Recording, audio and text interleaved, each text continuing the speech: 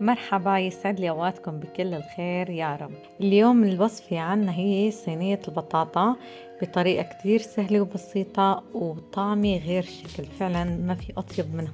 جربوها رح تعجبكم كتير. عم يصيح الديك طالع صوته مع صوتي. طبعا قطعت البطاطا، شرحتها لدوائر، حاولت ما تكون هالرفيعة، ورشيت عليها ملح وقليتها نصف قلية. وبعد ما قليتها كمان كنت مجهزة دوائر بندورة ودوائر بصل وثوم واللحمة، خلطت لحمة وقطع دجاج، وبعدين حطيتهم مع المطيبات وسلقتهم لحتى يستووا. وهون حطرت التتبيلة اللي هي زيت زيتون وطبعا بهارات الدجاج، وإذا ما أنا متوفرة كتبت البدائل عنا: دبس بندورة، دبس فليفلة.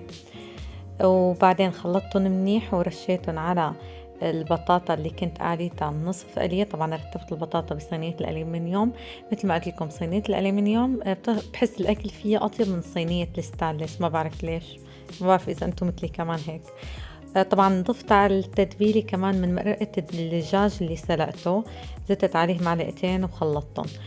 وأنا كنت هون نسيت ما حطيت البصل لازم يكون لتحت شوي مشان ياخده من التتبيلة ويستوي، والبندورة على الوجه. مثل ما قلت لكم حط البصل تحت بعد البطاطا، بعدين قطع الدجاج وبعدين التتبيلة.